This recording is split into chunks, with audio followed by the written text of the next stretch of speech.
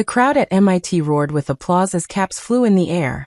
Lyra stood frozen, clutching her diploma, her name echoing on the loudspeaker. But when she looked into the crowd, the seat where her family should have been was empty.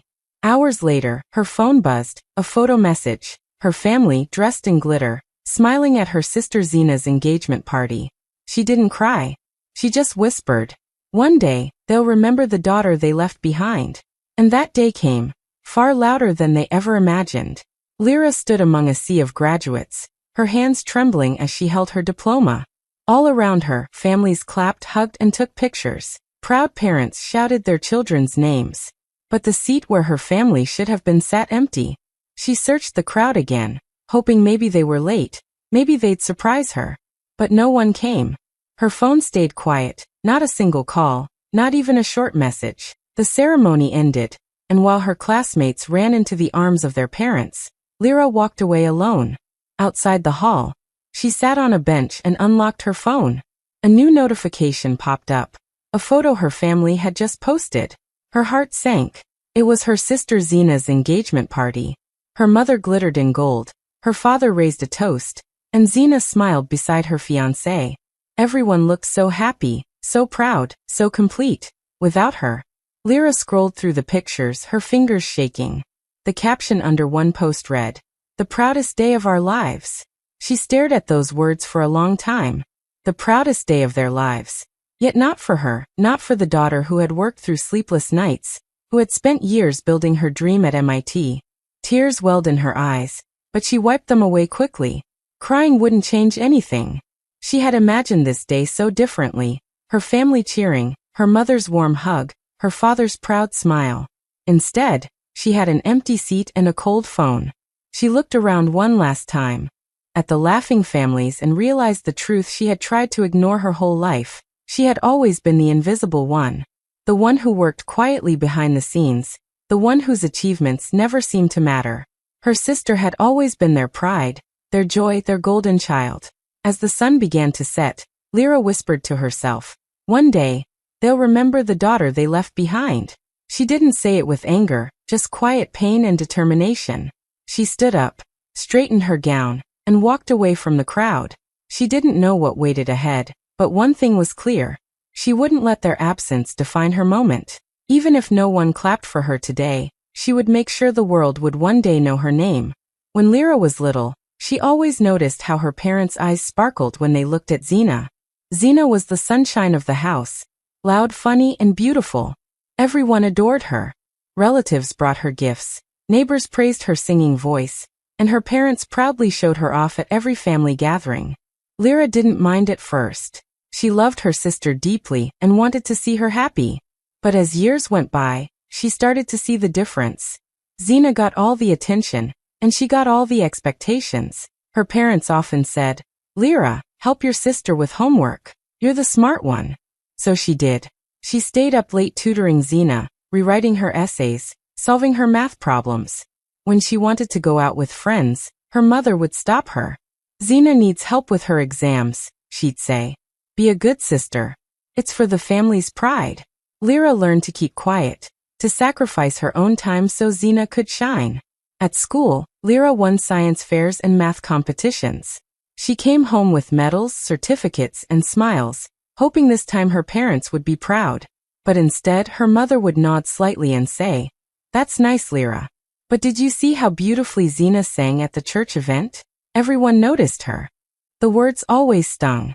She wanted them to see her too, not just her results, but her effort, her heart. Yet somehow, her achievements never made the same noise as Zena's laughter. Every family photo had Zena in the center, wearing the prettiest dress, smiling brightly. Lyra was always on the side, holding someone's bag, wearing something plain. When guests came over, her parents introduced Zena as our lovely daughter, and Lyra as the other one who studies a lot. Lyra smiled politely, pretending not to care, but each time, a small piece of her pride faded. One evening, after another long tutoring session, Lyra sat alone in her room and whispered to herself, "Maybe being smart isn't enough." She didn't say it with jealousy, just sadness. She worked hard for approval that never came. She saw how beauty and charm won hearts faster than intelligence ever could in her house. That was the moment she realized something that would stay with her forever. In her family's eyes, brilliance meant nothing when beauty stood next to it. And no matter how much she achieved, Zina would always be the golden daughter. When Lyra returned home a few days after her graduation, she carried her diploma carefully in her bag, thinking maybe her parents would at least want to see it. She imagined her mother smiling, her father patting her shoulder, maybe even a small, "We're proud of you." But when she opened the front door, the first thing she saw wasn't her family waiting for her. It was the wall of framed photos. Every single one showed Zina's engagement party. Zina and her fiancé smiling, Zina cutting the cake, Zina dancing in her golden dress. Not a single space left for her graduation picture. Her mother walked in from the kitchen, her bangles clinking, her face glowing with excitement.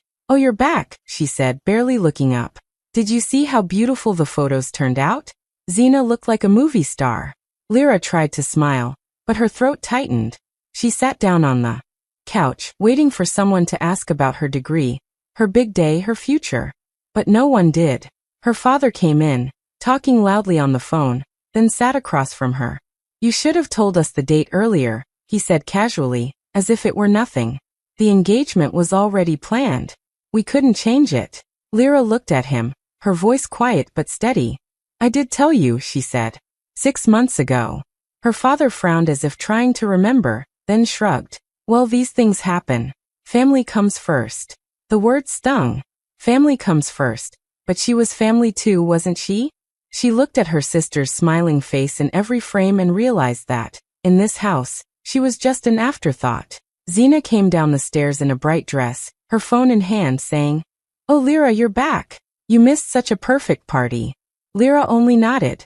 She didn't have the energy to argue. She had spent years waiting for their love to look her way, but tonight, she understood it never would. That night, after everyone went to bed, she quietly opened her laptop. Her fingers trembled slightly as she searched for flights. One-way ticket, Boston. She clicked book without thinking twice. It wasn't an act of anger. It was peace, the kind that comes after years of trying and failing to belong. She looked one last time at the wall full of Zina's photos, then at her bag holding her diploma. "Maybe it's time to start my own story," she whispered to herself. And before dawn, Lyra made the silent decision that would change everything. She wouldn't chase their approval anymore. She would build a life where she didn't have to beg to be seen. Lyra moved into a tiny apartment in Boston with barely enough space for a bed, a small desk, and a kettle. The nights were long and cold, and dinner was usually instant noodles or toast. She worked at a small tech startup, where no one really noticed her. Most days, she sat quietly at her desk, solving complex problems while others took credit for easy tasks. But she didn't complain. She just worked harder. Every code she wrote, every line she fixed, felt like one small step toward the life she wanted. The company was struggling to stay afloat. Investors were pulling out, deadlines were missed, and people whispered about layoffs. One evening, after everyone left the office, Lyra stayed behind. She couldn't stop thinking about an idea she had. An AI program that could diagnose early-stage diseases faster than doctors. It sounded impossible, but she started building it anyway. Night after night, she sat in front of her screen, eyes tired, fingers moving fast. She tested, failed, fixed, and tried again. After months of effort, she finally got it to work. The system could scan medical data and detect hidden signs of illness with stunning accuracy. When she presented it to her boss, he looked amazed. "This could save the company," he said. And it did. Investors came back. The company's name started appearing in tech journals. Everyone celebrated. But when the press release went out, Lyra searched her name, and it wasn't there. Not once. The CEO took all the credit. At the office party, everyone praised him for his brilliant innovation. Lyra stood in a corner, holding her paper cup, smiling faintly. She wanted to be angry, but she wasn't. She just felt empty. That night, when she got home, she looked around her little apartment and whispered, "If no one will clap for me, I'll build my own stage." The next morning, she walked into the office, handed in her resignation letter, and left without a word. It scared her, but it also felt freeing. She had no money, no team, and no guarantees. Just her idea, her laptop, and her will to prove herself. She started working from her apartment again. sketching ideas on paper, searching for investors who would listen. She named her dream Lumitech. It wasn't just a company. It was her way of saying she didn't need permission to shine. She was done waiting for others to see her worth. This time, she would make sure her name stood beside her work. The first few months after Lyra started her own company were the hardest she had ever lived through. She rented a small space that barely looked like a lab, just a few tables, 2 computers, and some borrowed equipment. Every morning, she made coffee, tied her hair up, and worked until her eyes hurt. She tested her software again and again, but something always went wrong. The code failed, the system crashed, or the investors never replied. Her inbox filled with rejection emails, each one colder than the last. Not interested. Too risky. Come back when you're more established. There were days she felt completely invisible. Sometimes she would stare at her reflection in the dark computer screen and whisper, maybe they were right. Maybe I'm not enough. But every time doubt crept in, she remembered the empty seat at her graduation, the wall of Zena's photos, and her parents' careless words. Those memories burned like fuel inside her. She kept going. She worked through nights, fixing small problems one by one. Slowly, her prototype began to take shape. It wasn't perfect, but it could now detect certain diseases faster and more accurately than any other software. Still, no one believed in her. Some said she was wasting her time. Others said she should go work for a bigger company again. But Lyra didn't stop. She believed that one day, someone would finally see what she saw. That day came when an investor from Kenya's Health Innovation Fund visited her lab. He was in the city for a conference and stopped by after hearing rumors about a girl building medical AI alone. He expected a fancy office but found only Lyra, her small setup, and her laptop. She showed him how the software worked, explaining it with quiet confidence. When the demo finished, the man looked amazed. "You're 5 years ahead of the industry," he said. "Do you know what this can do for Africa's hospitals?" Lyra didn't know whether to cry or smile. For the first time, someone saw her for her work, not her background or connections.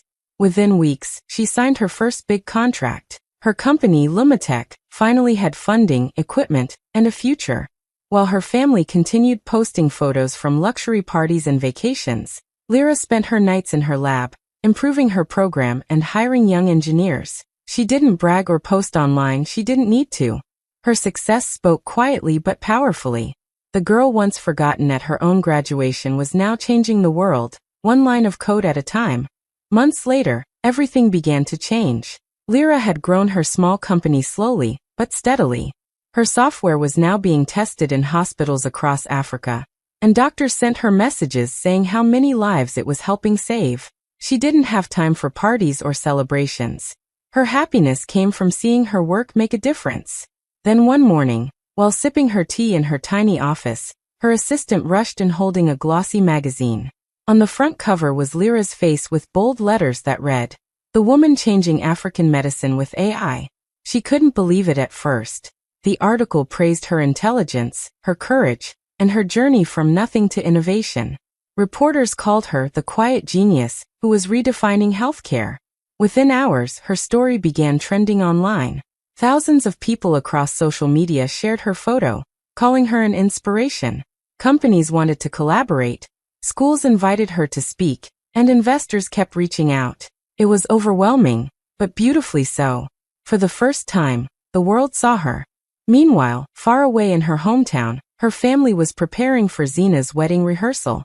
The house buzzed with excitement, decorations everywhere, laughter, music, and people praising Zena's beauty and her rich fiancé. Her parents were glowing with pride, surrounded by relatives and guests. They talked about Zena's dress, the cake, the photographers, everything seemed perfect, until her father's phone rang. "Sir, is it true your daughter's company just got $50 million in funding?" a reporter asked on the line. Her father frowned, confused.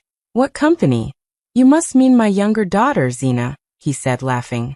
The reporter paused. "No, sir. We're talking about Lyra Adeyemi, founder of Lumitech." Her father chuckled awkwardly, thinking it was a misunderstanding. But then across the room, the television started showing breaking news. On the screen appeared Lyra's face, confident, calm, and glowing. The headline read, MIT graduate Lyra Adeyemi secures $50 million for her AI healthcare company Lumitech. The room went silent. Guests stared at the screen in shock. Zena's mother gasped softly, dropping the flower arrangement she was holding. "That's our Lyra," she whispered.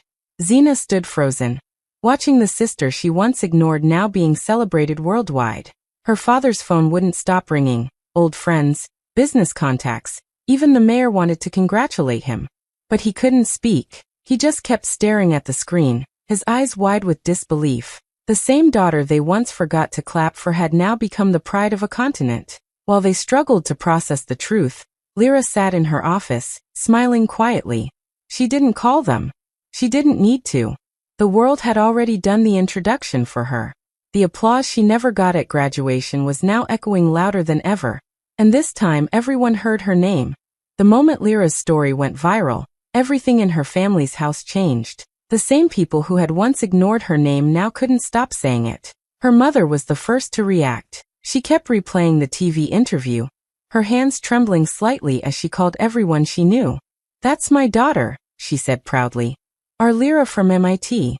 Neighbors congratulated her, relatives sent messages, and suddenly, she acted like she had always been Lyra's biggest supporter. But deep down, she remembered the day she had chosen Zena's engagement over her daughter's graduation, and guilt began to creep in. Her father reacted differently. He called Lyra's number again and again until she finally picked up.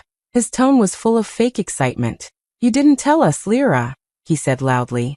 "We're so proud of you. Everyone's talking about you. You've made the family name shine." Lyra listened quietly, her heart steady.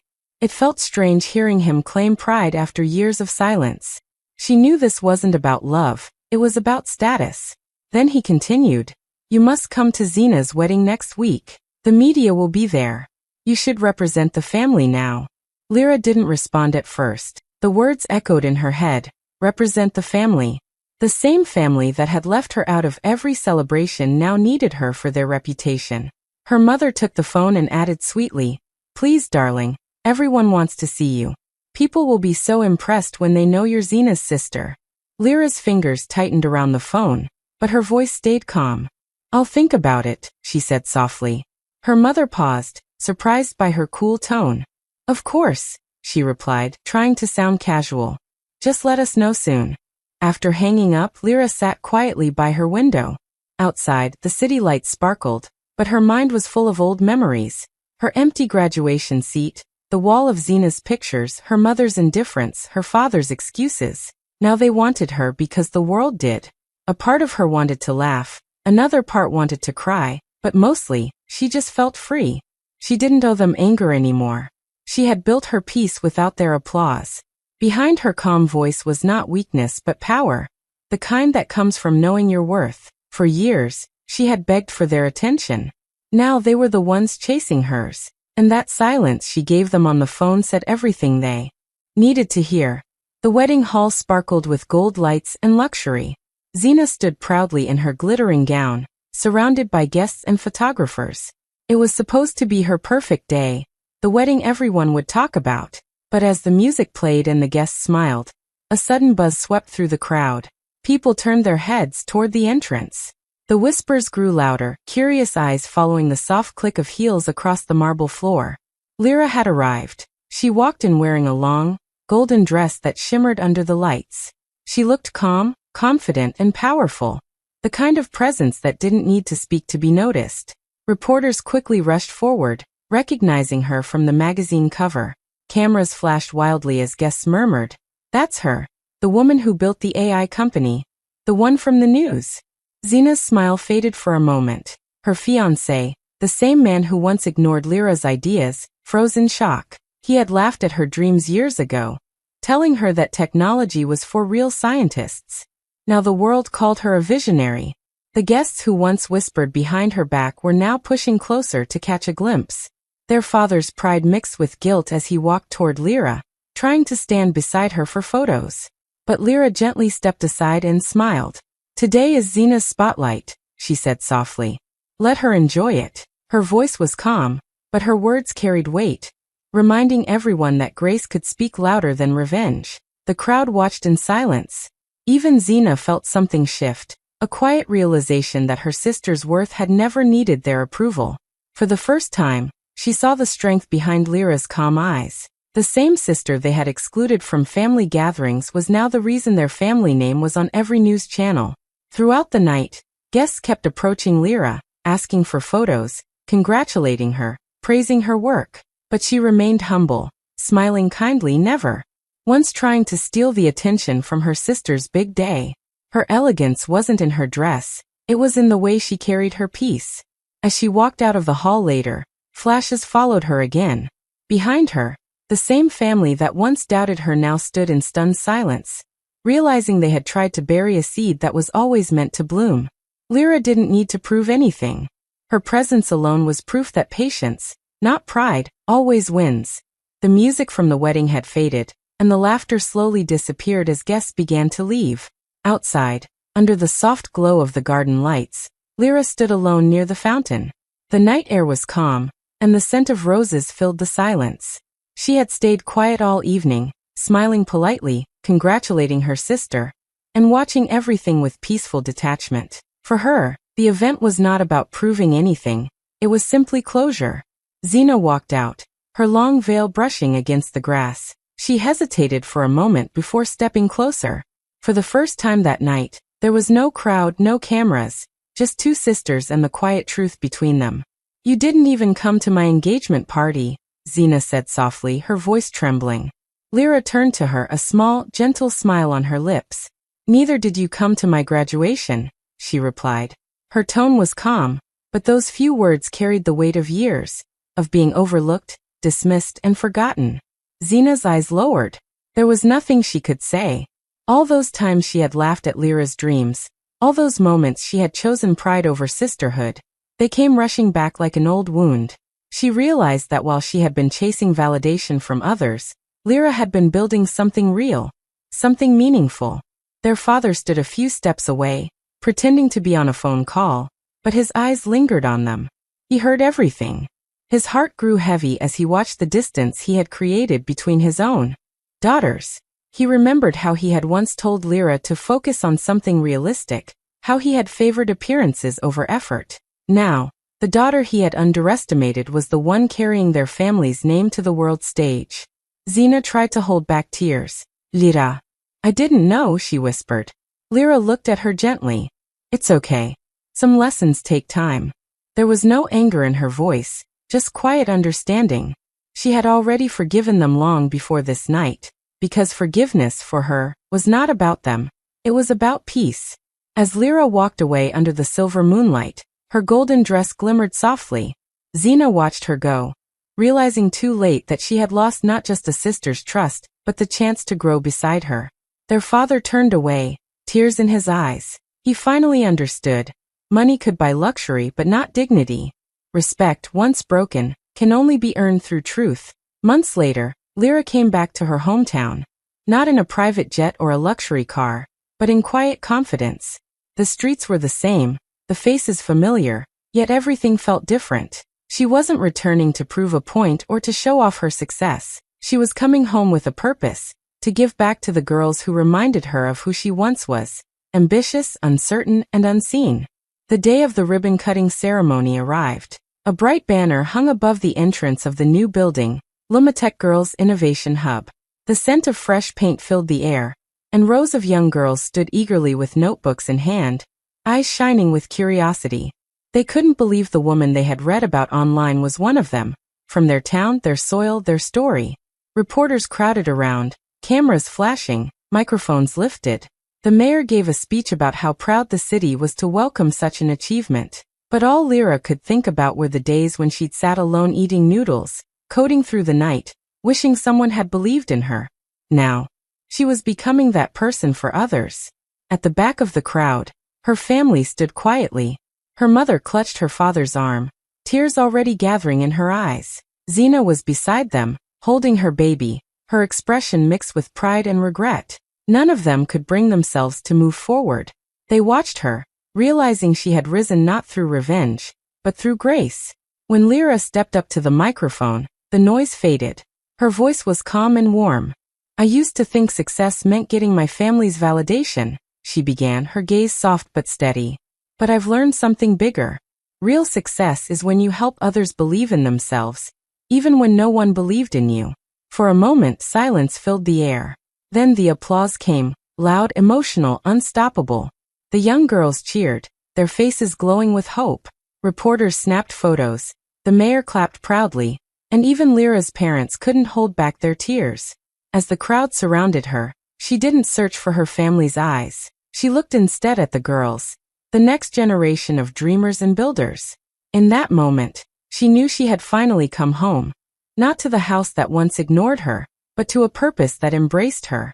The applause echoed, and in every smiling face before her, she saw her younger self, finally seen, finally believed in.